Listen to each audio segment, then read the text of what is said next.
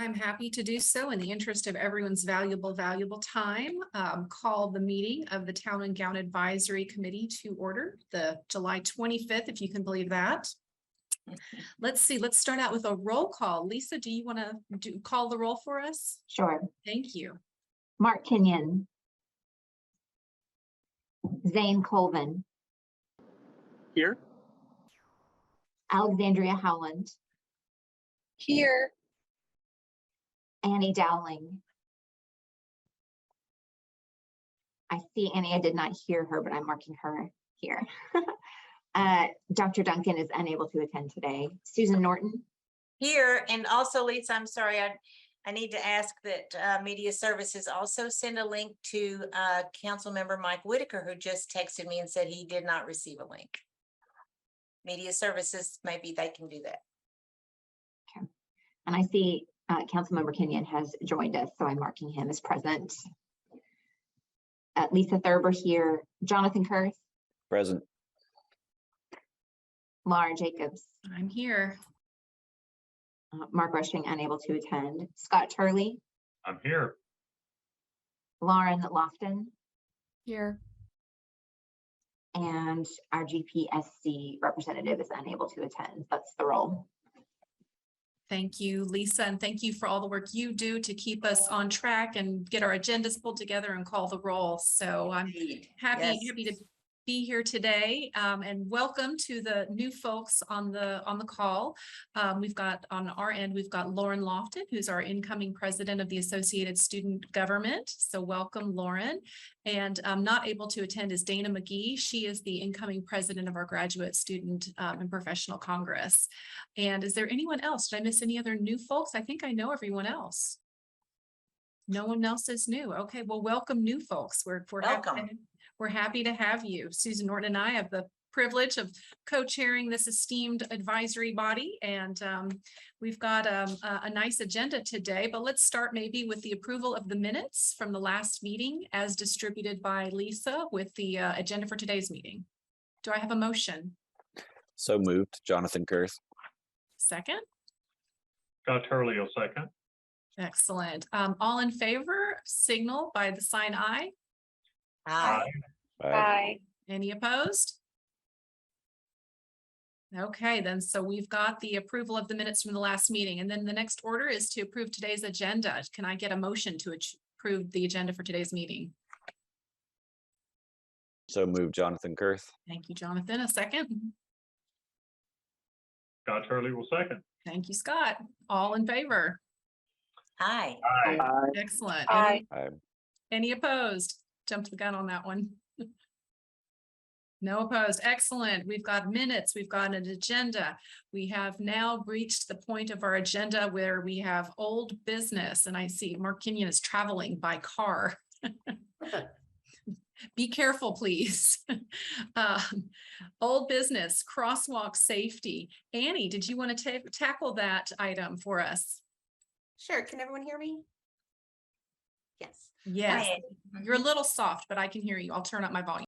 All right. Well, no, things are going well. Contacting the parties, so Fayetteville Public Schools, the university, and city. And now I have the numbers for the new student government leaders, or not the numbers, I have the names, can put it together. So that's moving forward. And we'll be ready for October. That's great. Is there anything we can do to help you, Annie, that you've got the right contacts here at City Hall, right? Yes. Okay. Okay, great. So and for those of you just joining us, that we are working on crosswalk safety awareness. Is it month now, the whole month, or is it just a week still? It's actually pedestrian safety. Pedestrian It's safety. more than crosswalks. Thank you. That's more inclusive. I like it. So thank you for your leadership in taking this one on, Annie. New business. We've already gone around the table and introduced some of the new people, but I'd like to let Lauren Lofton maybe just introduce herself and tell you who she is and how she got here. Well, hi, y'all. I'm Lauren Lofton. I am a senior political science and public health major. I'm actually from Fayetteville, so it's right up my alley. And yeah, I'm happy to be here. Please let me know if you ever need anything from student government or just need a student perspective on anything. I have tons of people in my student government who would love to help you guys out with anything you're working on or anything you need us for. Nice to Super. have you. Thank you. Super. Let's see, Susan, you've got the next item. Well, thank you. We always like to try to remind folks when terms are coming to a close so that if you would like to reapply, then we have the quarterly application process by the city clerk. And so Alexandria Howland, your term will be up in September.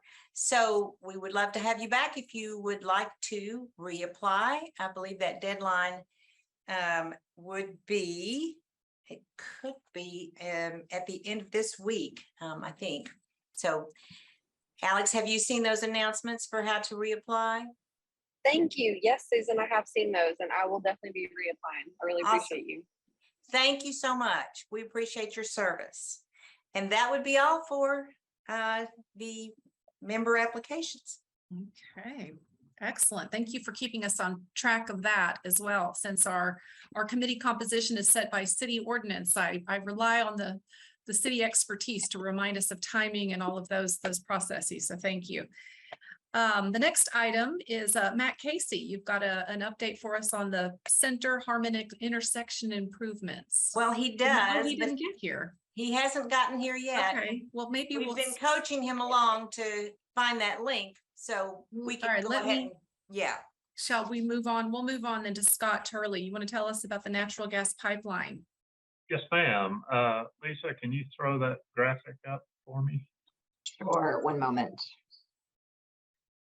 So I do this with the Town and Gown Council every year as as a part of our public awareness requirement that we have with the federal government, that we are a natural gas transmission pipeline operator, if you didn't know that.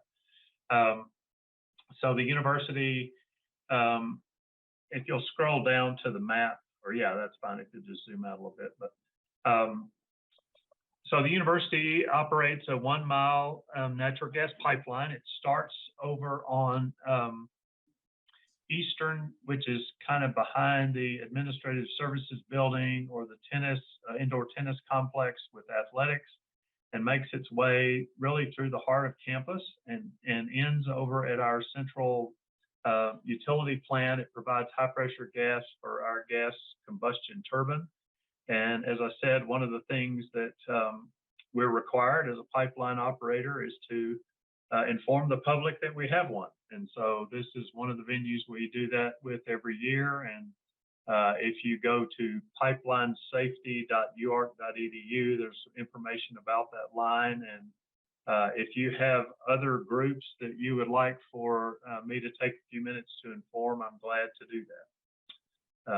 And this is one of a number of things we do. We provide this at freshman orientation. I got the chance to talk with what's called our Dean's Council last year, and I do this at our Chancellor's Policy Committee meeting once a year. So just any venue that we have to inform the public or inform the campus, we try to do that. So I'm glad to answer any questions if you may have any. Excellent. Thank you, Scott. Any questions about the pipeline? Okay. Hearing none, I'll move to our next agenda item, which I did not prepare a graphic, but it's on our enrollment and student housing update. While we don't announce officially our enrollment numbers until what's known and what is the 11th day of classes, we report those numbers to the Department of Higher Education in the state of Arkansas. We are anticipating an overall enrollment to top around 30,000 students. Of that includes a new student body of approximately 7,000, maybe, give or take. We still have some orientation sessions over the next 2 weeks. We really view orientation as what we call a yield event, meaning those are students who applied, they've been admitted, and they may have filled out a contract, but they may not have decided officially. So we really use those orientation events to yield that student body.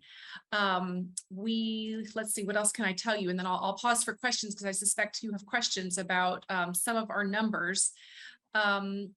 We will have a record number of Arkansans in our freshman class, so we're very excited about that. So even though our overall student body is growing, also grows with it the number of Arkansans who are attending the University of Arkansas. We don't deny any qualified Arkansan admission in favor of an out-of-state student. And we have a number of programs that we have deployed to fully engage incoming students. So we really operate under the philosophy that we don't admit a student who we don't believe can succeed at the U of A. And we've certainly launched our new Student Success Center. I'd be pleased to take any one of you on a tour of that beautiful facility, which is wraparound services for students to really encourage retention, to provide special support in some of the more challenging areas that we know that students face, including some math and sometimes writing and some other quote studios that offer engagement and academic enrichment for these students. And let me see what other stats and statistics can I share with you. We have brought on some additional instructors to help us manage the growth. We know the largest burden on the campus is those sort of early classes where they're large classes, the classes that everybody has to take, no matter what your major is going to be. And so that's where we want to put some additional staffing around. We've done an inventory of our classroom space thanks to Scott Turley and his shop. And so we know we are well situated in terms of our ability to put students in classrooms. And then housing, we have got our housing units are going to be completely full. And we are expecting to have every new student who wants a bed will have a bed.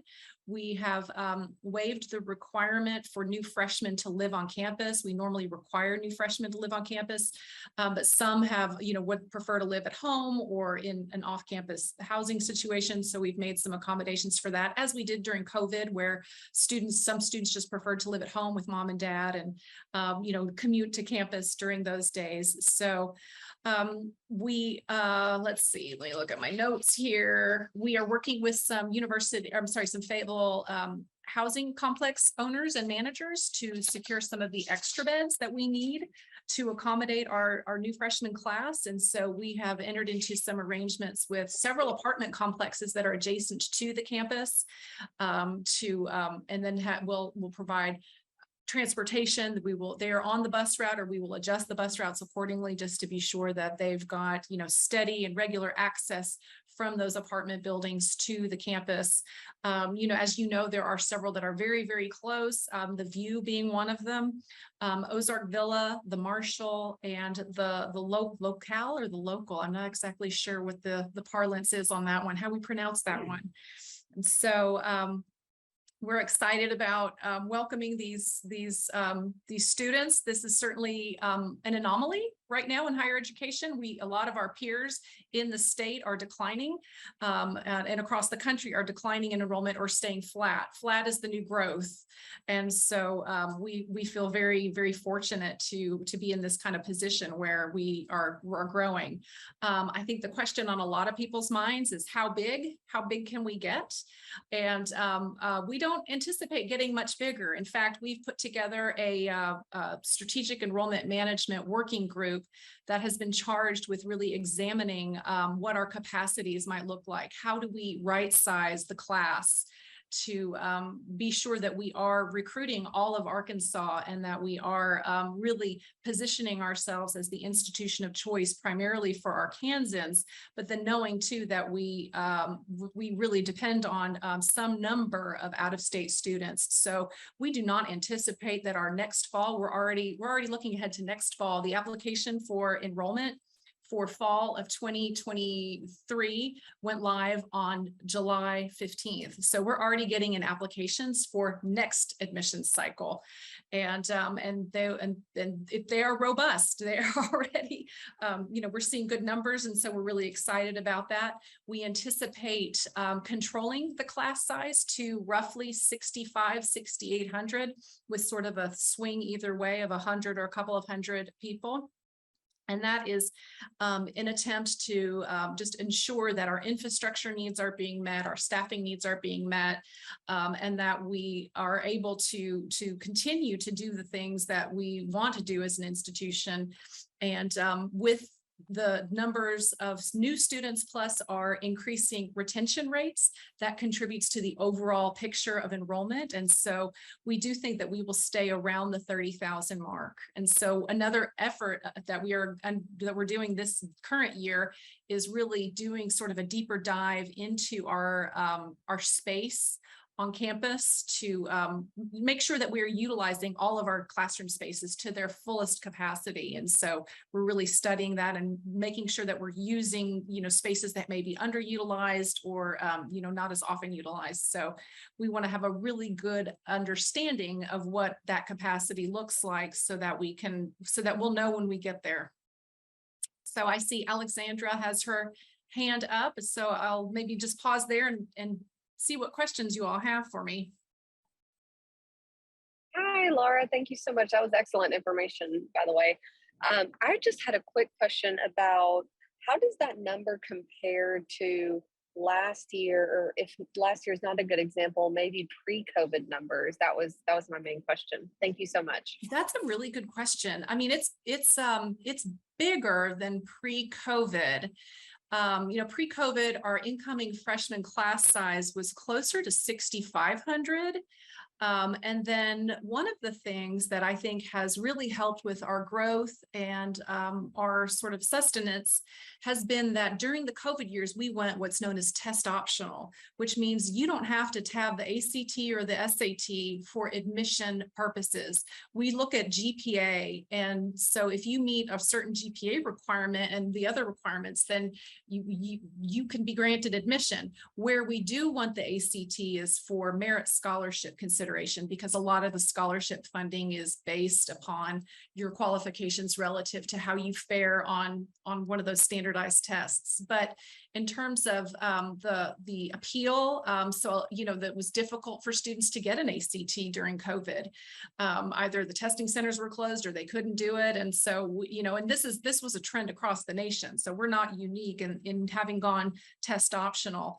Our faculty senate and approved by our board of trustees decided to continue that test optional policy. And so we are going to continue that into moving forward, which we feel like really helps with accessibility, providing that access to Arkansans that we are charged to provide by our land grant mission.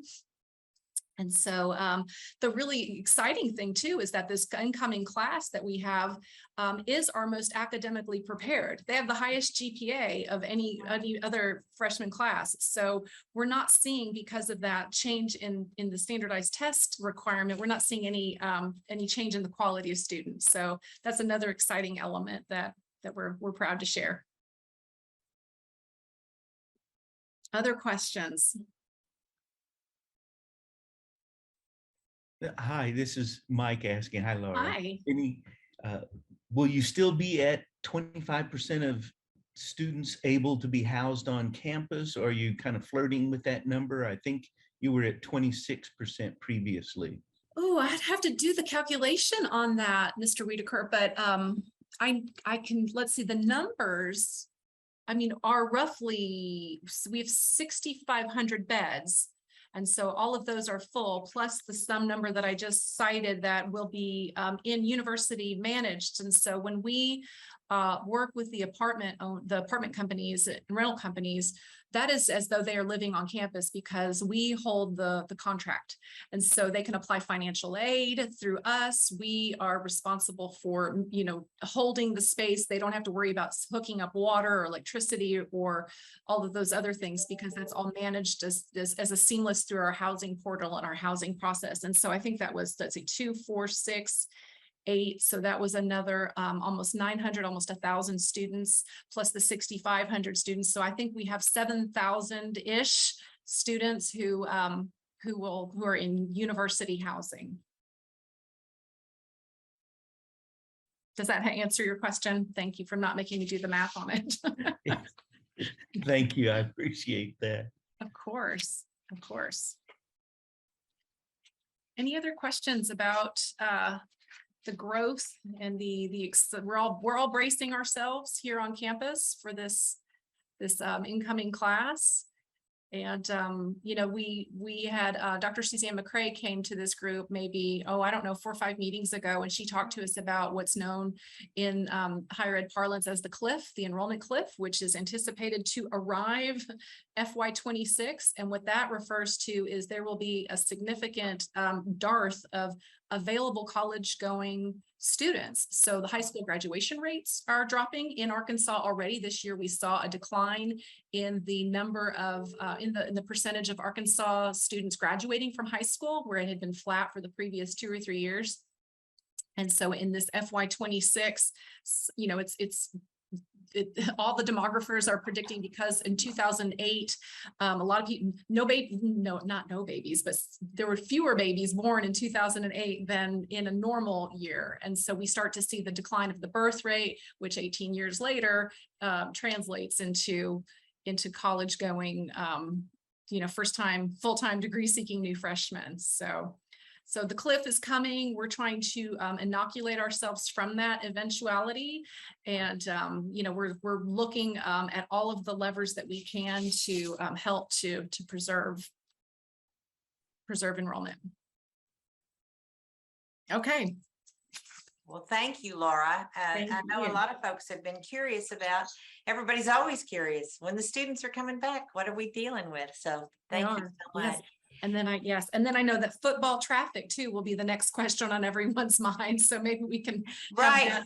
We'll have game day traffic scenarios. Game day traffic scenario. We'll invite Matt Trantham. Awesome. Okay. Well, I think I saw Matt Casey appear for a moment. So shall we go back to Matt's item? Yes. Thank you. You're welcome. So Matt, we invited you to come talk about the Center and Harmon Street project. And if you could just provide us an update, we appreciate it. Absolutely. Can y'all hear me? Yes. Okay, very good. Sorry for the technical difficulties. I finally got through though. Thank you for bearing with me. Am I able to share my screen? You should be. Yes. Okay, let me try that then. Bear with me, please. No, I don't. Yeah, here it is. I'm sorry. I'm more used to Teams. Here we go. Can you see the plan sheet? Yes. Okay, great. All right. I don't know if y'all are familiar with this project or not, but this is the intersection of Center and Harmon and also Clinton. And the location of this is such that there's a high volume of traffic. That's both motor vehicles as well as pedestrians.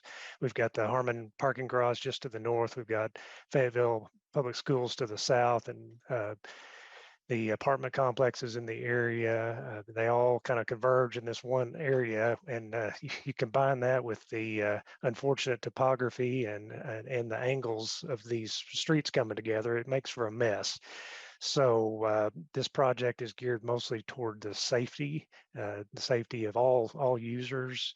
So what we've done here, and I'll point here on the screen, we've added an additional turn lanes here on the west leg and also the north leg of this intersection. That, coupled with the new traffic signal that's going to go in, will greatly help with the traffic congestion here during certain times of the day. We've got a strong, heavy traffic movement turning left, going north to the parking garage. We also have a lot of pedestrians crossing through here, going from south to north, and also east to west to the trail location here. So the signal will also provide safe crossings for the pedestrians. So we'll be able to signalize that and protect them, and also make it a lot more visible for those crossings. I don't know if y'all already discussed our contractor, but back in May, the City Council approved a contract with NEC incorporated for the construction, and they are underway right now. They've got this west leg, this Clinton leg, closed to through traffic, and they're installing storm sewer and doing the widening on the north side. That closure is scheduled to end by August 14th. Now, after that, it's going to get a little messy because we're going to require that they work under traffic during that time. There'll be a lot going on through the fall, so they'll have to provide us with a traffic control plan, and we'll make sure we share that with the university so we can all approve that before it's put into effect. But they'll be working on that under traffic. The schedule right now shows a completion date of mid-January. So we'll be fighting this headache for a little bit, but once it's done, we'll end up with a lot safer and better intersection. Did you say mid-January? Yes, ma'am. We've given them plenty of time. We found that we get a little better bids when we can, right now during the supply chain issues, if we can give them a little more time than we think they really need, then that seems to lower the price a little bit, because they're not scrambling to find workers, and they're not scrambling to get all the materials as they would in a tighter time frame. Yeah. So talk about how we're managing the traffic during the project. Well, right now, like I said, that west leg is closed to through traffic, so they should be able to get quite a bit of work done in a short amount of time in that area. Now, the remainder of the time, when they're going to be working under traffic, they will be required to submit to us a traffic control plan on how they want to handle the traffic. They're going to have to keep the people moving through there, whether that's the cars or the pedestrians. They've got to keep that in mind for all phases of the construction. So we've not seen that yet. The contractor will provide that to us, and we'll distribute that for approval before that's placed into effect. So. And I know you all are in close contact with Scott and his team. And Annie, this might be a really good place for having some pedestrian awareness in October as the foot traffic picks up, because the vehicular traffic will be diminished, I would think. Okay. That's good ideas. And when will the signal go in, Matt? That will probably be one of the last items installed. So I would say, late this year, early January. Yeah. Okay. Well, thank you. I'm really glad you were able to make it. It's a very much needed project for a long time. And like you said, it's a mess, and it's going to be a mess until it's not, and then it'll be fixed, and we'll have a much safer hill crest and intersection there with the U of A. That one has been a long time coming. Mm-hmm. And this was one of our 2019 bond projects? Yes, ma'am. Thank you. Questions for we've Matt? been trying to get this under construction for a while. It took 3 times to bid it, and we finally were successful. So Awesome. It's a hard project. Any questions? Okay, well, I think the next item on the agenda is, Susan, you were going to review the town and gown boundaries map. Right. Lisa, is it convenient for you to bring it up, the map? Yes. Lisa sent this to everyone, and this is just a reminder, because we do actually have, I think it's by ordinance, a boundary that is our town and gown boundary, where we like to acknowledge each other on the perimeters and make sure we're talking about infrastructure and appropriate projects in our boundary. And the only reason I thought we would talk about it again, well, 2 reasons: to orient some members who might not have yet had this information about the areas of focus for our committee, our town and gown, and our respective work plans throughout the year for infrastructure improvements. Basically, that's where this came from and why it came to be. We've done projects in the past that Councilmember Kenyon, I know you'll remember, we had some lighting improvements that went to the downtown area from the campus area, and walkability. A couple, well, pre-COVID, 3 years ago, Garner Stolen, a group who worked with Garner in that town and gown, made some recommendations for improvements that would help with pedestrian safety. We're always looking at that. And right now, the question I have for you all is whether you perceive that any changes to the boundaries should be considered based on any other changes. And what occurred to me was the change in South Fayetteville with the art complex. And so I didn't know if there was further discussion about, from the U of A's perspective, from our city participants' perspective, about whether the boundary should change. And I see Alex has her hand up. Well, I'm glad you said that, Susan, because I was actually going to ask about the trail or the new cultural arts corridor. I see so many students using that space, so I don't know if it's up for consideration, but I do think it could be something that we should at least think about moving forward. And which area are you talking about, Alex? I'm referring to the cultural arts corridor that I think it starts right at Prairie Street. Yes. And then goes all the way down to, I believe it hits Dixon. And Yeah, forgive so- me, I'm not the best at No, at you're knowing right. those boundaries. I understand where the cultural arts corridor boundary Yeah. was. I did not actually realize until you pointed it out that our map. One moment, please. Our map only goes as far east as. Mm.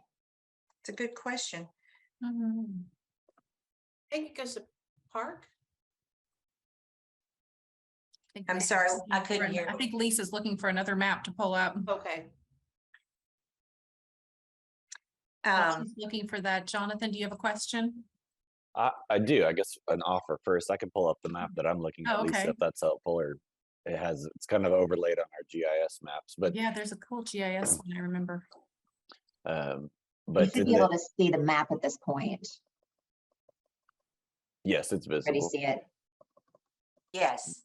My question, and it probably comes from a position of still being relatively new to this committee, is what kind of conversation has gone into including some of the areas of larger and more concentrated student housing, especially given some of these contractual relationships that are being created now to accommodate, I don't know if overflow is the right word for it, but the off-campus student housing. I know the View falls outside of the boundaries of the Town and Gow district shown here. There's several thousand units of housing down in the Marshall, and as you get further south and west from MLK. So I wanted to float that as a proposal, not knowing if that's been discussed before or not. It hasn't It in has not. in my memory. So now we've got Alex's suggestion about a a potential look at the eastern boundary for encompassing the cultural arts corridor, and a potential look at the southern boundary to include perhaps Mhm. student housing. And then Laura or Scott, did you all have any thoughts about the new campus part of the art and architecture piece to the south of MLK? To me, I'll let Scott answer, but to me, it seems to make a lot of sense, given the amount of academic programs that we will be running out of that part of town, right off of MLK. I was just looking to see, yeah, it's not, I don't think it's in there, but maybe it is. I'm just not. The southernmost boundary is that It- Okay. Laura, at the intersection of Hill and MLK Mm-hmm. is really where that's located. So right in that corner right there. Mhm. So I can't tell if it's in there or not. it- Oh, I Are don't we know. in- It's not within the Oh, okay. boundary today, but yeah, it's on. Gotcha. Yes, correct. And then, of course, if we go that far south, it begs the question to me whether the ARTP should be included in the town and gown, Hmm. other university properties. These are all Sus- just These are good questions. Yeah, questions. Susan, if you'll recall, the reason we kept it central is because the initial momentum when we developed the committee was a relationship between the neighborhoods close to this Mhm. area and the students. And so, I mean, certainly this core has expanded, but it was mainly looking at a relationship with students being in neighborhoods so that they would be good neighbors and neighbors being good to the university. Right? Do you remember that? Actually, you have more institutional knowledge than I do. So the first time I saw the map, we were talking about infrastructure that predates. Right. Well, we Okay. had subcommittees, and certainly that came up. Yeah. But I'm just talking about the impetus when we developed it. It was a big conversation in front of the city council. Well, thank you for that reminder. I wasn't there. Students and neighborhoods and being good neighbors in neighborhoods. Boy, so And- much has changed. And the neighborhoods also embracing the university as their neighbor. Uh-huh.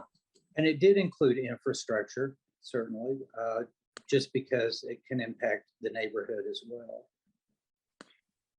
Well, And we And have so- expanded outside that a lot with special projects over the years. uh-huh. Mark, or Councilmember Kenyon, from your perspective, is the conversation one that we wish to bring further to the city Well- council, or? Here's what I was thinking. If we went down the arts corridor, there's not a lot of residential student crossover. So it's not part of what we developed the committee for initially. So I think we need to consider neighborhoods that would be have the biggest impact. Okay, And that's how we set the boundaries initially. well, I'm gonna have to go back and educate myself about all that. I wonder if the language in the ordinance actually will direct me. I'll do more research is needed. Well, I This just want to co-chair stay brought this focused. forward. If I'm we sorry. don't stay focused, we're going to get so broad that it's a shotgun approach. Okay. I think what you're suggesting is something I'm realizing for the first time. The original intent equals what you're describing, and are we holding true to original intent, or have things shifted just so much that we want to revisit the intent? I don't know. So I will try to resurrect more background information. Thank you, Susan. Other questions? Oh, I just had a comment. I guess I see the boundary right at Maple Street and Park Avenue. And I live just east of that. So ideally, I'd like to see it extended to College, because Maple and College is such a critical artery coming into the university. And I know there's starting to be more rental housing being built in Wilson Park, particularly Highland Avenue. So I don't know if that's possible to extend the boundary out to College. I don't either. Now that we're all bringing different perspectives. How about we keep it on here for the next time, and let me do a better job of bringing you all the specific intent so that we can review that again and see if we wish to make any suggestion to the city council or the administration about anything that may have changed, because it's been quite some time. And We'll, oh, go and then ahead. and then do remind us when this group was formed, because I don't think I know that. I think I'll just go back and figure it all out. And Mark, you can validate my findings. It was ordinance 5511 on July the 3rd of 2012. Oh, well, we had an anniversary this year. Oh, my goodness, right now. Hey, Mark, you were saying something and you were muted. You're muted still. Mark, I was going to say it was about 10 years ago. So oh, there you go. Okay, happy anniversary, you all. Happy anniversary. I would have Thank gotten a you. cake had I realized, but I didn't realize. So Thank you, So- Scott. So I think what I'm going to do is not only pull that ordinance, I'll revisit some discussion, from some historical conversation, and try to do a better summary to bring to you all before the next meeting. We can have a better discussion. It sounds looks great. like we've had about 4 amendments since then. I'm I'm looking back on Mr. Johnson's prior efforts. So All right. I suspect his notes are thorough. Yes. Thank you. Okay. If no other questions about the boundary, we will look forward to learning more together about that and about how possible extension may add value to the work of this group. So thank you for volunteering to do that for us, Susan. And we are on item number 7, which is public comment, although I don't know. I don't think we. I No, don't see any public attendees or anybody else on the panel with questions. Okay, well, is there any other discussion, members of this group who would like to throw something out there for the good of the cause? Yeah, I just had one quick thing. Yeah. Within student government, so a lot of the executive officers and I just went to a conference where we met with a bunch of SEC schools and we got to hear about some of the things that they do. And a lot of other schools have been utilizing groups like this to create like a partnership where bars on Dixon are kind of required, or at least like really strongly encouraged by the city government to post information about safety resources. Like we have a safety ride program called Safe Ride. We have an app that's really great called Safe Zone. We have a lot of safety resources. So I would just love if someone could send me a good contact who I could reach out to about that. So Thank you, Lauren. We'll take care of the best contact for you. Okay, thank you so much. all right, thank you for that. That's a good one. Anything else for consideration or discussion? Well, regarding the last question, the Dixon Street Merchants Association has changed their boundaries to include Block Street up to the square. So it's those merchants and that merchant association that might be key if you want to work with the entertainment establishments and the restaurants and the Dixon Street entertainment area. Yeah, Just a thought. Thank I you, would love Mark. that I'll contact reach info. out to Experience Fayetteville Executive Director Molly Ron to point us in the right direction with Lauren for the Downtown Fayetteville Coalition. Well, interesting enough, the reason I was a little late is because I was at the A&P Commission meeting. And this has been a topic discussed as far as the expansion of the Dixon Street Merchants Association. So it's timely because we might want to look and see what they're doing. Awesome. Okay. Thank you. Amy, I think you had a question, something to add? I don't know if this goes under new business or not. Are we at that point yet? New business? I think we're sort of there. I think we've sort of merged it all. We're in new business now. Yes. So go ahead. This will be other discussion. All right. Well, this will be the last meeting before the students get here. And I know August, I think it's like maybe the second week. That's when the sorority houses and fraternity houses fill up with people preparing for rush. And I know last summer there was a bit of a problem with people parking in Wilson Park, so much that there wasn't parking for people going to the park. And I know students use the park, but it was pretty obvious who was parking there by the stickers on the car.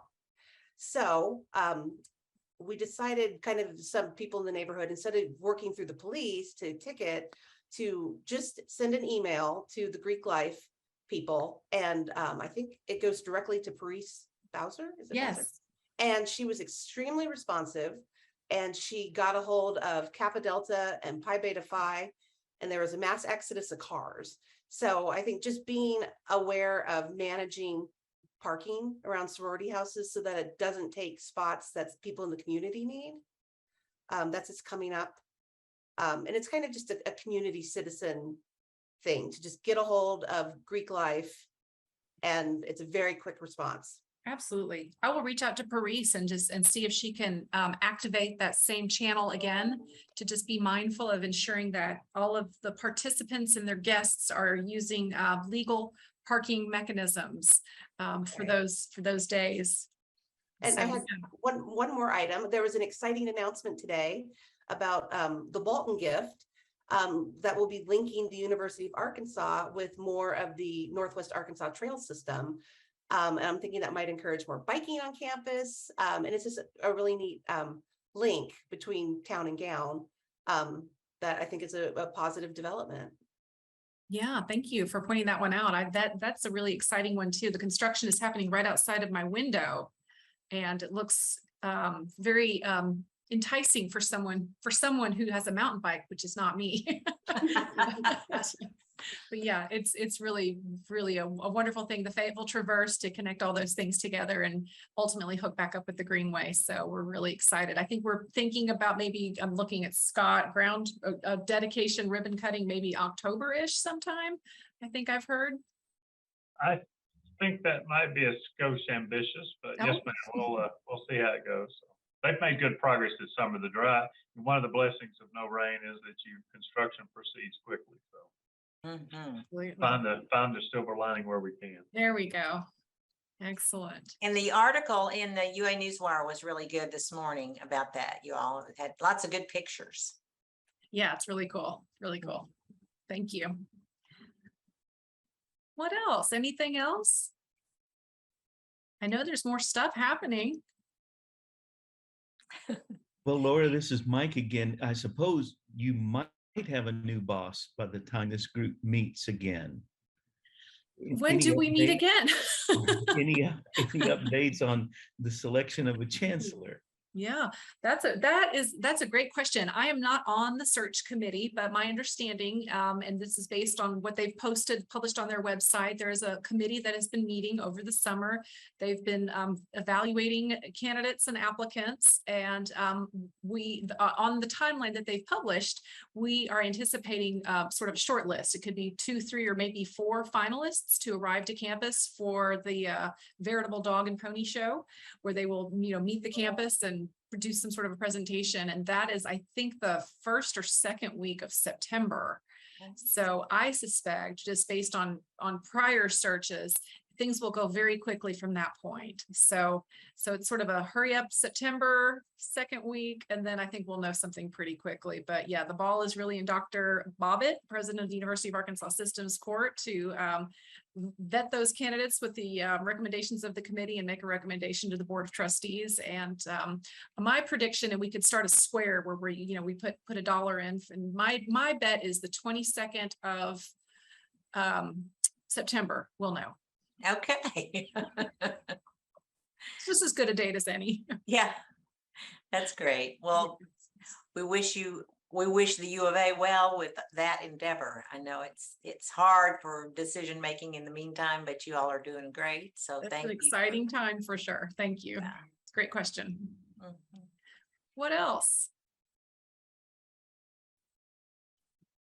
Okay, well, if we have no other discussion or other items for future consideration, I will tell you the next meeting is October 24th, 2022. So we will look forward to cooler days.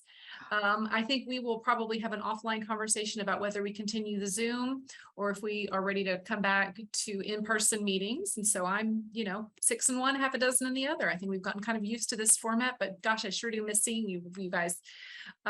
So with that, I think I'll take a motion to adjourn. Or do we just adjourn? I never remember. It depends on if anybody gives you a motion. Let's just adjourn. I adjourn this meeting. All right. Very good, Laura. Thanks, everyone. Thank you all. Thanks everybody for being here. Okay.